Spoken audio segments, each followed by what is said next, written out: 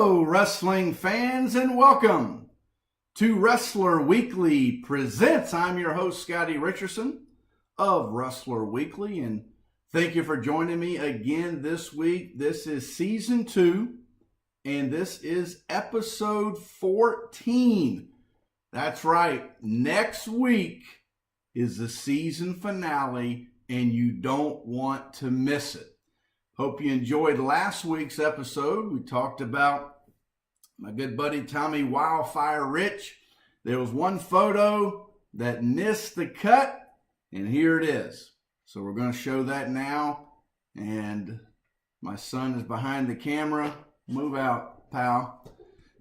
And so this is a photo that I put in the episode last week. I put some, hopefully you enjoyed that. I threw in some clips of Tommy on the mic, which he's so good cutting promos. And but this is a photo that we did, a photo shoot that we did, and Tommy signed this photo for me. So great memories back in Myrtle Beach. Now we're here in Raleigh, North Carolina, and we are back for Season 2, Episode 14. Hard to believe that we started back in January, and here we are in April. Hopefully you enjoyed WrestleMania. And so we're excited about finishing up this season and looking forward to the summertime here in 2018, and looking forward to Season 3, where we're going to spotlight some posters and some 8x10s and in the collection. I went through some of that stuff last night, and it's hard to believe. You think, as a collector, and I love American Pickers, and so watching American Pickers motivates me to get back out there, and whether it be to flea markets, yard sales. I'm taking my son now and showing him how to cut some deals and negotiate and get some good prices on things. And so, but this episode, what I want to do, and I'm going to have a guest, Mike Leotis, who Mike has just been phenomenal with the daily work on Wrestler Weekly on Twitter, at Wrestler Weekly, if you want to follow us there. Also, you can follow us on Instagram, Facebook, and then right here, YouTube, Wednesday night, 9 p.m. But you can go back and watch all the episodes. If you've missed any episodes in Season 2, they're still out there. But guess what? The entire collection of Season 1 is on YouTube. Go to Wrestler Weekly. You'll find them.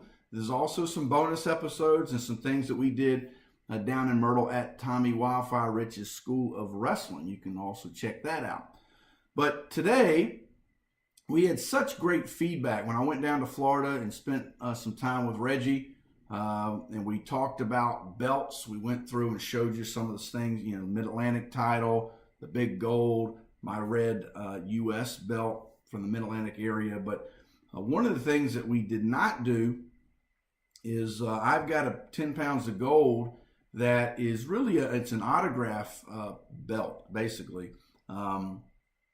It's a replica NWA belt that I have, but I usually use it for autographs. And so what I did is I went back, and I'll show you this, but we showed the full video of this in Season 1, but it was for VIP members and bonus episodes. So I'm going to show it to you in full today. Mike's going to join me, and we're going to go through mags of people that had the 10 pounds of gold. So I've got some signed wrestling mags, 10 pounds of gold. Some of them are wearing it, some of them are not. We're going to talk about the mags, we're going to talk about the matches, we're going to talk about the men, the champions, and also show you those autographs on my 10 pounds of gold. So without further ado, let's get Mike on the phone, and we will get started here. Let me just get this situated here. There we go. And let's get my buddy Mike going. Here we go. It's always nice to have technical difficulties when you're trying to film an episode. Happens every time. Remember when we talked to Nick McDaniel this earlier this season, and guy was weed eating. So it happens. It happens. And so we get Mike. Are you there? I am there, sir. Mike, I just talked about and really praised you a little bit, but now that you're on the phone, man, what a phenomenal job you are doing on our daily themes and everything happening on Twitter and at Wrestler Weekly. Just talk real quick, Mike. This is your opportunity. We got you back on the show, but this time you've been a full member, full-fledged. You're in there daily. You're in the grind now with the fans. Just whatever you want to say, Mike, about that. Well, I appreciate, pardon me, just the opportunity, and I appreciate getting to be a part of something that I think we're all passionate about. Absolutely. And that's wrestling, and I really enjoy getting to talk to folks on a daily basis and hear their favorite wrestlers or their wrestling stories, and I just try to make it as interactive as possible, and just I'm thankful that people are enjoying it, and it's just a real pleasure. So I'm very honored to be able to do it, and I'm having a lot of fun. It's a lot of fun for me on a daily basis, and I'm just thankful for everybody who follows and everybody who partakes in the conversation. So it's really a great time. Absolutely. Sometimes I find myself, and I know, Mike, you've been in the grind now, you almost, sometimes when you wake up in the middle of the night, you can't help but check to see the conversation, because we talk to people all over the world. And, oh, yeah. And that's really cool, just seeing, I know we have a couple of folks over in England. I love kind of getting to see what they post, and a lot of it too, they'll post older stuff or some stuff from like World of Sport, and we got a nice group of world-class fans down in the Texas area, and they're always really passionate, and Bobby Norton with the Florida wrestling, and so many guys I can name, Zeus, and just really, really awesome stuff that I just love getting to talk to these folks. Yeah, I love arguing and discussing and the passion that Zeus and I have when we start getting it rolling. And so it's always fun to see that. And but without further ado, we're going to jump right in, talking NWA, talking Big Gold. And one of the things I want to start with is I had an opportunity to come across the Wrestler of April of '82, and and it was I mean, this mag is in great condition. I'm going to show the fans now. And this is the Jack Brisco. And I was talking to a friend of mine, Ed Moore, and Ed and I were talking about this mag. And this Jack Brisco is wrestling Ric Flair. And he said, you know what? You got to get Ric Flair to sign this. And I said, that's a great idea, because obviously it's a rare piece with Jack's, has passed, and to get Ric Flair on this as well. But I tell you what happened, Mike, is when I sat down, and this was in the Dorton Arena a couple years ago, I put this mag in front of Ric Flair, and it created such a conversation. It was a conversational piece. And I know I sent you the picture, Mike, and you have it there. But Jack Brisco obviously won the title, and then, early 70s was the man. He was the man. I mean, we talk about Bob Backlund, Vince Sr., George Napolitano told us that Vince Sr. was looking for a Jack Brisco type, and that was Bob Backlund. But, Mike, talk about Jack Brisco and just I know when I used to do it daily, Mike, and I would post anything with Jack, people love Jack Brisco. Jack Brisco was so great, and obviously his brother Jerry is active on Twitter, and we've gotten to kind of chat with him a little bit here and there, and Jack was a tremendous athlete, a really, really good college athlete. I mean, this guy was a legit wrestler. Yeah. In the kind of the same ilk as a Leotis, where Jack could really hook you and stretch you.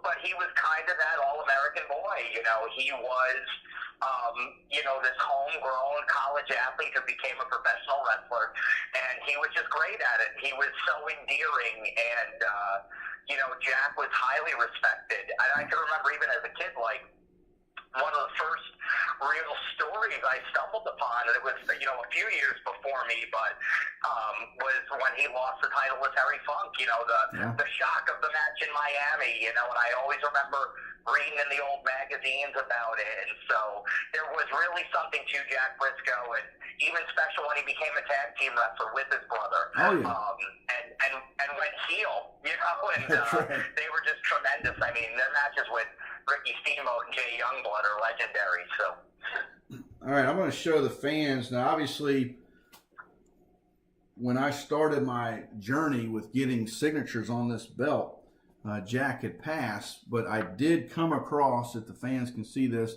I did come across a Jack Brisco autograph. I used one of my baseball sports card top loaders and put this one, it's fastened to the belt at this point, but that's a Jack Brisco autographed attached to my 10 pounds of gold as I started that journey.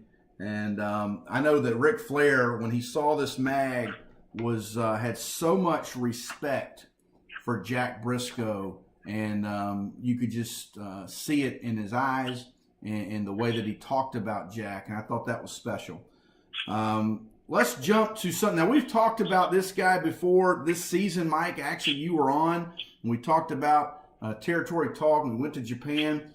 But Giant Baba is a guy that you talk about respect, and I talked about it when I talked about Terry Funk, who had a conversation with me, and I asked him about Giant Baba, and just he in Terry Funk's words, "I love the man." That was his quote. And talk about Giant Baba with the NWA 10 pounds of gold. Well, Baba, for people who don't know, is actually a two-time NWA World Heavyweight Champion. Absolutely. Once for Brisco and once for Harley Race. And even though his title reigns weren't long, that was a huge thing for people in Japan, that one of their own had won the World Heavyweight Championship. And I think that did so much, and Baba was so respected because it wasn't even something the NWA was initially on board with, and the Funk family kind of brokered that deal and made that happen. Because he was so respected, not just as a wrestler, but as a promoter. He was trained by Ricky Dozin, and, so for Giant Baba, a national hero and somebody who's still so greatly respected by so many people, just to have held the championship, which was the World Heavyweight Championship, was huge for wrestling in Japan, and huge for all Japan and the relations, between American wrestlers and going to Japan. So it was huge. Yeah, absolutely. And obviously, Giant Baba had passed, but I was able to broker a deal with a company in Japan. And so here is a Giant Baba autograph that I've attached to the 10 pounds of gold. And this autograph was from a book on Giant Baba that he had personally signed. And so this was being able to put, seeing the 10 pounds of gold, having the mag, and then seeing that Giant Baba autograph. Like you said, Mike, this was a big deal in that time period.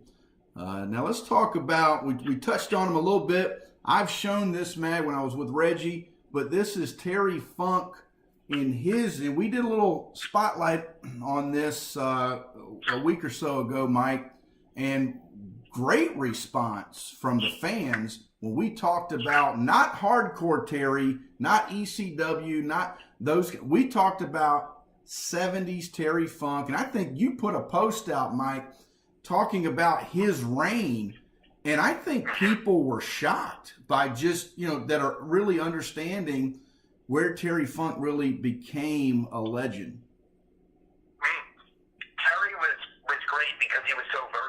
Yeah.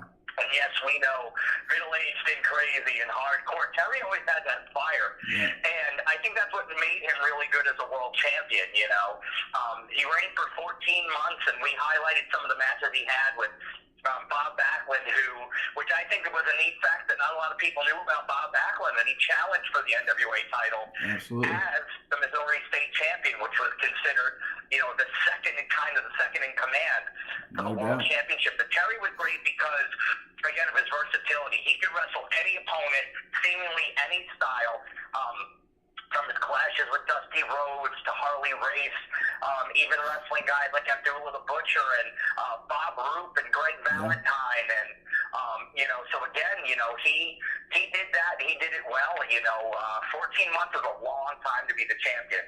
Long time. And he was a lasting success. And after his brother had already been, a success as the world heavyweight champion. So quite a unique situation. Absolutely. And I met Terry in Asheboro, North Carolina, a few years ago, and I mean Terry was so great when I had the belt here. I mean he wrote, not only signed his name Terry Funk, as you can see, but also wrote on my belt NWA Champ and Hall of Fame 2008. So typically in the collection business and in the signature business, if you can get wrestlers, and a lot of times, you know I don't ask. A lot of people will ask. I don't. I just am great. You know, I'm just glad that they're signing something that I have. But typically in our collection business, the memorabilia business, if you get anybody, whether it's baseball or whatever, if they inscribe something, I know I'm a big Yankees fan, as everyone knows, and Whitey Ford signed a ball to Scottie, which is typically not done, and I didn't ask him; he just did it. So that, you know, I know on the mag here it says Texas Bronco. He signed Texas Bronco. On my belt, he signed some extra things. So again, as always, I am just humbled to have these items and to be able to share them, and Mike and I love to share them with you because you are our family. That's the way we look at it. Right, Mike? Family Bacon Wrestling. That's how we look at it. It's a beautiful thing. I'm happy to be a part of it. It's something that brings people together, and that's a good thing. All right, let's jump to the man himself. This guy, a lot of people consider the greatest NWA world champion. I know Tommy Wildfire Rich always would say this guy was the best, and that's Harley Race. Mike, talk about the man. Harley Race, I mean, the 8-time world heavyweight champion. Harley Race's style was rough and rugged, but also just so believable. When Harley Race stepped into the ring, you knew that he was tough as nails and that it was going to be a fight. I harken back to one of my favorite matches it was at Reunion Arena. Harley Race defending against Kerry Von Erich, and they worked the story where Kevin had hurt his shoulder, and you know Race had just re-won the belt from Flair, and to me that was just so consummate of Harley Race. Kevin got the hot start, and then Harley really worked that shoulder and made Kevin work for it. And to me that was just a classic Harley Race match. But I mean, you talk about his battles with Dusty Rhodes, his battles with Ric Flair, going over to Japan. I mean, I saw a great match in All Japan where he wrestles Mil Mascaris. Yeah. And you knew Mil was going to sell for Harley Race, you know. But Harley was great because he was so believable. He was, just to me, he had that aura about him that, wow, this guy is the world champion. There was just something different about Harley Race. Yeah, I know that, and I'll show the fans, this is Harley Race on the 10 pounds of gold. And the way that I was able to obtain this one, my belt had to travel. And so I have, people know I coach basketball. One of my top assistant coaches was a former player of mine, John repass. It just so happened that John's wife's parents, so his in-laws, lived right outside of St. Louis. And so John and his wife were taking a trip, family trip, to see his in-laws and Hillary, his wife's parents. And I said, I've been talking to Harley's son Leland, and Harley's willing to sign some items for me if I can get someone to take the items over there. And since you guys are going to St. Louis, would you take some of my memorabilia? And it just so happened that Hillary's dad was a big-time, old-school, classic wrestling fan and loved Harley Race. So it worked out perfect, Mike. I was able to put all that stuff in a suitcase. It traveled, and just unbelievable. Harley, gracious enough to sign the 10 pounds of gold. And when I think as a kid, when I went back and, when I opened up those Inside Wrestling mags and I went to the ratings and I saw those three champions, Harley with the NWA 10 pounds of gold was just, it just was something I will never forget, those moments. Let's jump quickly. We talked about this guy. I went in depth 2 weeks ago on the American Dream, Dusty Rhodes, but I held back this mag for this episode, and this is Dusty on the cover with the NWA belt signed. Got this signed in 2014, I believe, down in Charlotte at the NWA Legends Fan Fest. And Dusty Rhodes, we talked a little bit about it, 2 weeks ago, kind of went in depth, but talk about Dusty Rhodes, Mike, from your perspective. Oh, I love Dusty. Dusty was a big part of my childhood growing up. And Dusty, again, just had this uncanny ability to relate to people. The son of a plumber, and he didn't look like a star, but man, he was one. Absolutely. And he never shied away from who he was.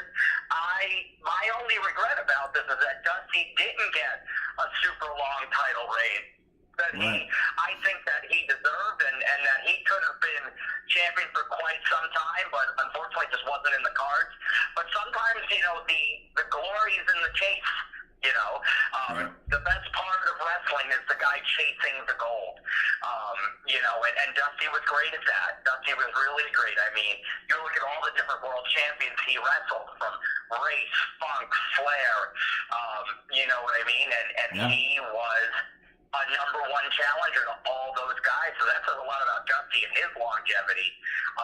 But people love Dusty Rhodes. I don't think, I don't know if you could put to words just how big he was in Florida and in the area that he wrestled. Dusty Rhodes was as close to an international superstar as you could find in those days. So Dusty was big. Dusty was really, really big.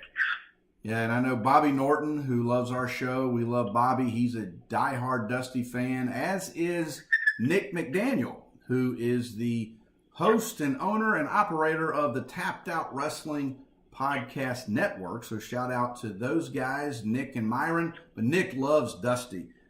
And so one of the things that, and I put this in my book, Mike, one of the things that I was special to me as a fan is Dusty signed my belt. And when I saw him, and this was probably about 6-7 months before he passed, and I'll never forget, I've talked about this before, but I'll never forget, I was driving, I left my office and went down to get a Starbucks, and I was driving and I got a text message, and I just happened to glance down, and a buddy of mine had texted me that Dusty had just passed away. And it hit me so hard that I parked. I just immediately parked and just could not believe it. This guy was such a huge part of my childhood, as you just said, Mike, and to know that I had just met him about 6-7 months before that is just was just one of those things that you just won't forget. Roddy Piper, kind of the same way when he passed away. And so, you know, these guys are our superheroes, you know. And so here's Dusty, and Dusty is in between we'll talk about this guy here in a second, but right next to Giant Baba. But the next guy we're going to jump into is the guy we talked about in depth last week. And this says to Scottie, good luck. Tommy Wildfire Rich, Mike. Tommy Rich, a short reign as world champion, but indeed was, again, a superstar. Tommy was wrestling royalty in the Georgia area in the late 70s, early 80s. Was huge in Memphis, was huge, wherever he went. And, Tommy was deemed hot enough to put the belt on. And even though it was a short reign, I don't think he ever actually appeared on television as the world champion, if I remember correctly. Him and Jim Crockett were on with Gordon Soley, and they announced that Tommy had won and lost the NWA championship. And so, but it was a special thing that, again, people still talk about it. It was a very memorable reign, and they had done the storyline where Race had put the bounty on Tommy Rich, and Austin Idol was the one who collected it. And, they played up, I think it was the knee that they injured, and Tommy came back, and vengeance was his, and he put Race down to win the World Heavyweight Championship. And it was, Georgia at that point was just on fire. Oh, yeah, national coverage, and, I know when I talk to Bill Apter, we always talk about how, Tommy sold magazines, put him on the cover and it was going to sell. Yeah. All right. And so Tommy, and this is a little trivia. Who was the very first wrestler to sign my belt? Mike knows because he read the book. Tommy Wildfire Rich. Here we go. There it is. Tommy Wildfire Rich. In between the Terry Funk and Giant Baba, I got to thank my brother Reggie. I had my belt in the car. We were at the Fan Fest in Charlotte a few years ago, and he said, you ought to just start getting signatures. There's quite a few of these guys still living.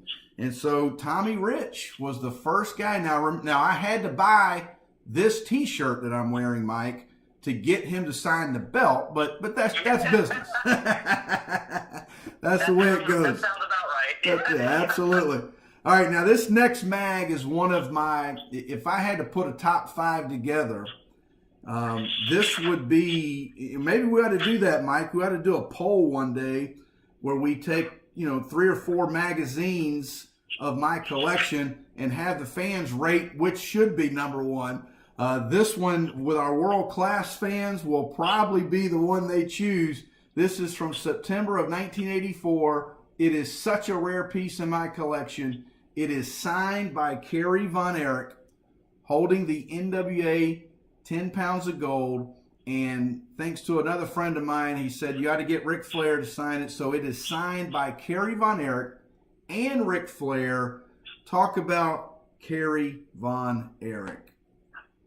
Well, Kerry Von Erich is, for me, one of my personal all-time favorites. Kerry was really the first wrestler for me, outside of growing up in the WWF territory with Hulk Hogan, that was a superhero, right. And I grew up watching old tapes of the Von Erichs and World Class on ESPN, and I was just hooked.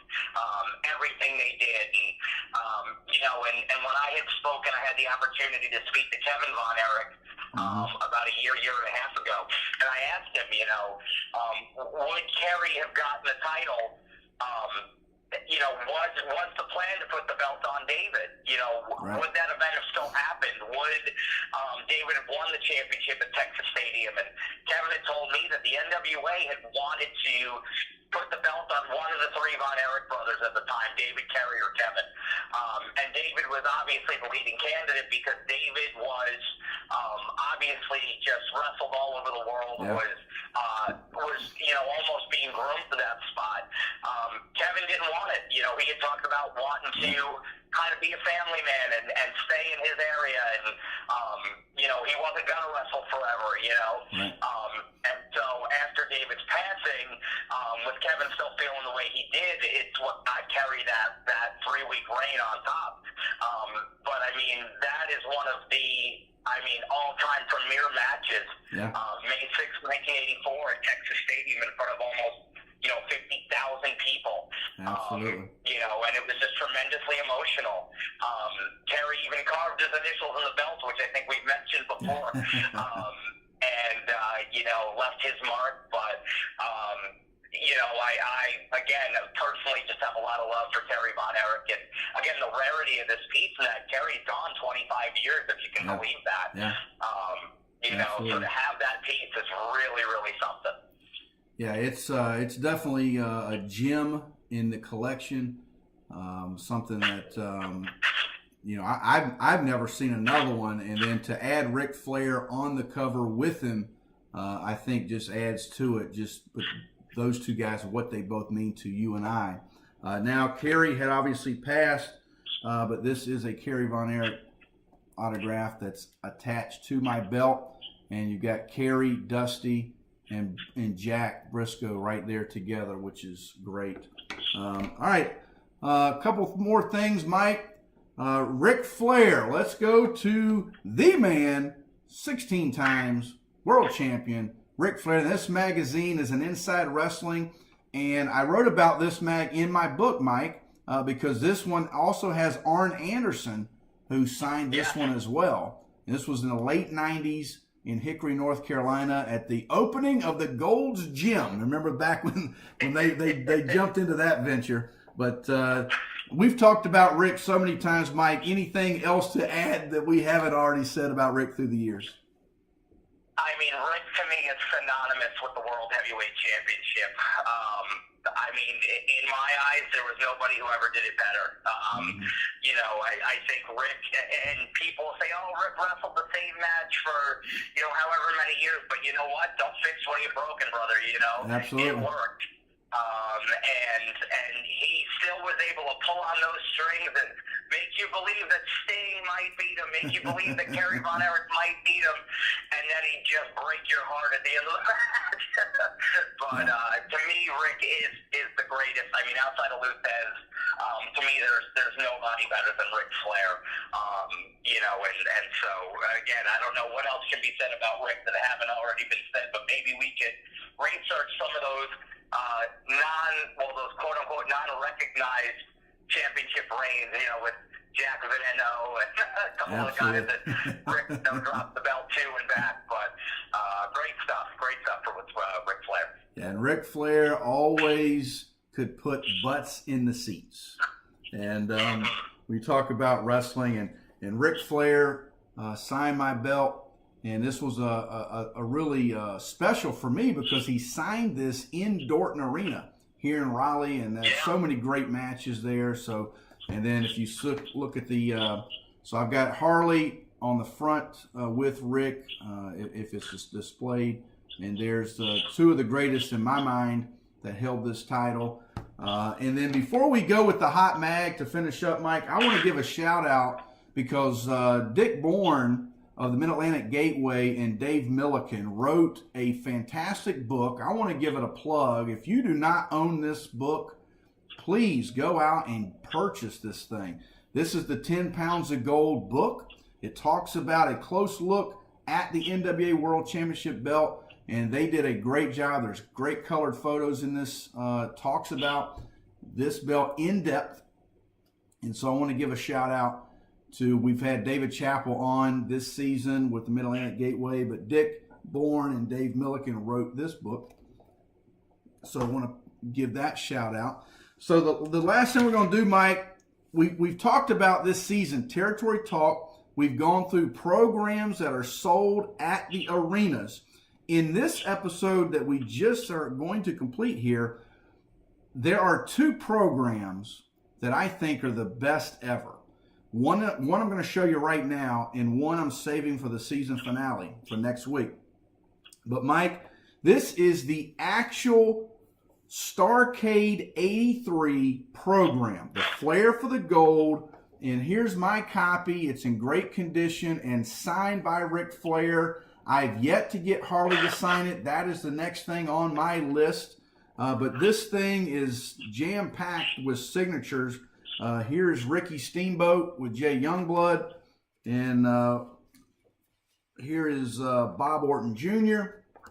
Who else we got in here? Let's see. We have, how about Charlie Brown? When Jimmy Valiant did the old Charlie Brown. He's actually signed it in Charlie Brown's signature, which is great. And then a couple more things I want to show the fans here quickly. Here's Jimmy Valiant signing it, Jimmy Valiant. I do have Greg Valentine. Here's Greg with the heart. But what's interesting about this program, Mike, is Hulk Hogan is 8x10 is in it. And I really think the Crockett's really thought that they could get Hulk to come over to the NWA. But talk about Starrcade real quick, Mike. Starrcade program, and here's the ticket stub that we have as well, which is, put the fans up there. But go ahead, Mike. What'd you got? An event that was truly ahead of its time. Yeah.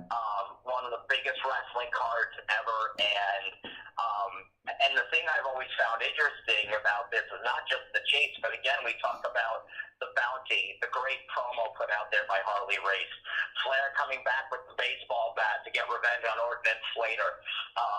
You know, and I believe in the PWI magazine that was going to be Hulk's role.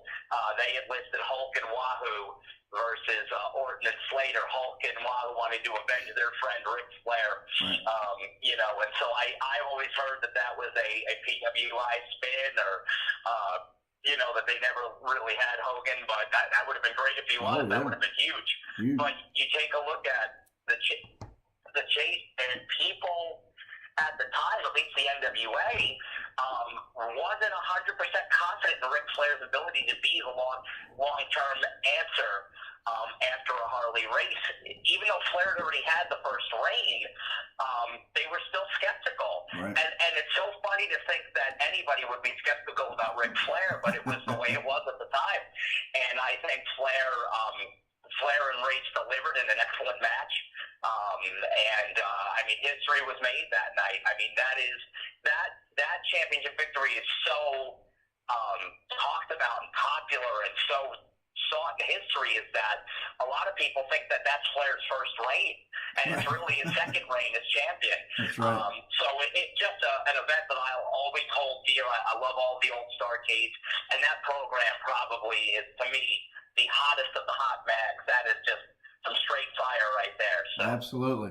And then one thing I'll finish up with is, Mike, I had 3 guys sign the belt that were special to me back in the day, and here are the signatures for our fans. One is Bob Caudle. Bob was the announcer in the Mid-Atlantic area when I was a kid, and he was on the Starrcade episode as well, or the event. And then Bill Apter. I mean, without Bill and the mags, I mean, you know, I don't know if we'd be here talking about this stuff. And then last was Tommy Young. You know, how many great NWA 10 pounds of gold matches did Tommy Young referee? And so all 3 of those guys were just very pleased that I would ask them to sign the 10 pounds of gold. Mike, any last thoughts? Anything? What do you got going on, Wrestler Weekly? Some big things in the news. I know we talked about some live things we're going to do. Talk a little bit about that. Yeah, we want to get some live discussions going. I think our Tuesday takeaways are always fun, and we want to be able to, you know, have a topic and be able to talk about some specific things and get some people in. So stay tuned for that. We are going to advertise when we do it, and still trying to work on a regular date and time that maybe we can do a Wrestler Weekly Live once per week. So stay tuned for that. We're going to continue with all the different threads and themes. We started posting some additional stuff throughout the day, just little history things, and just stuff that hopefully you all enjoy as a wrestling fan. So really excited for what's coming forth, but I think the live thing is going to be huge, and I can't wait to actually be able to interact, you know, in that setting with folks. So awesome. Well, I know I speak on behalf of Reggie. Mike, you've taken us to another level. We thank you for that. And so looking forward to the rest of 2018 and beyond. Fans, thank you so much for joining us this week. Don't forget, next week is the season finale. You don't want to miss it. Don't forget it. Be there.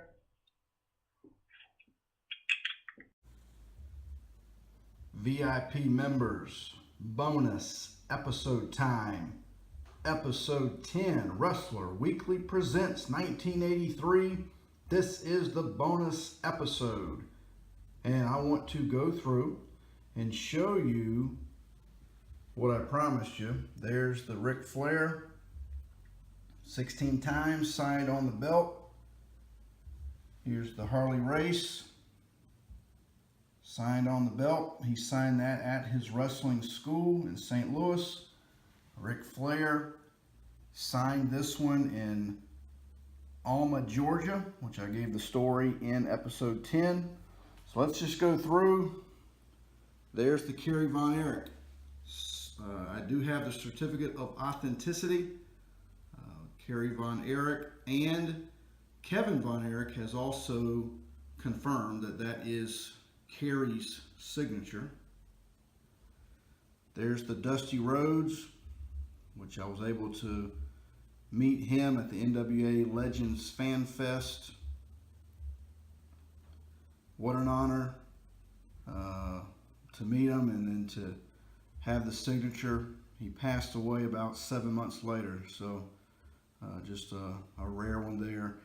Jack Brisco, this one he has signed a program, and it was perfect fit on the belt. That has also been certified. We'll skip a couple and I'll come back. There is Terry Funk, and he even signed at Hall of Fame 2008. I saw Terry Funk, met him at a fan fest and event in Asheboro, North Carolina, a couple years ago.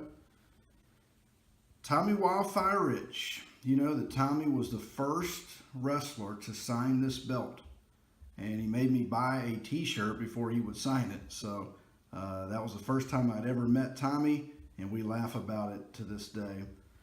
This is an interesting one. I'm sure I'll be showing this later on a regular episode, but this is Giant Baba. I got this one. Had to get this one right from Japan and had to negotiate. He had signed his book, and I do have the copy of the book, but the signature fit perfect on the belt, and took me a while. I'd say a good 6-7 months of negotiation to get this and get it shipped over, but happy to have it on the belt. Now I'm going to go back.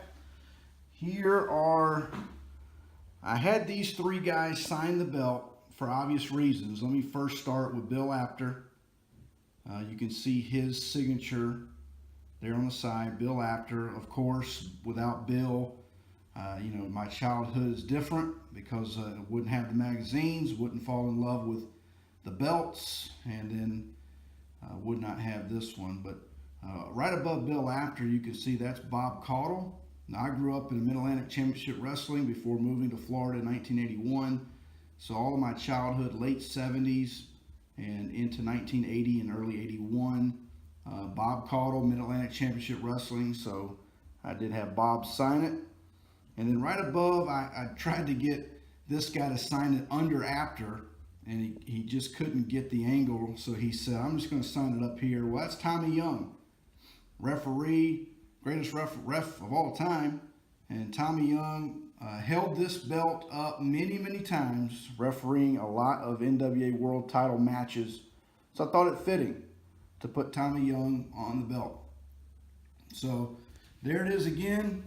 Recap: Kerry Von Erich, Dusty Rhodes, Jack Brisco, Tommy Young, Bill Apter, Bob Caudle, Harley Race, Ric Flar, Terry Funk, Tommy Wildfire Rich, and the Giant Baba. So, thank you for being a part of VIP. Thank you for watching episode 10, and thank you for subscribing to YouTube and WrestlerWeekly.com. Have a great one. Wrestler Weekly coming at you live. Tommy Wildfire Rich. The big debate. Old school, new school. Who cares? Wrestling Weekly, they bring you all the news.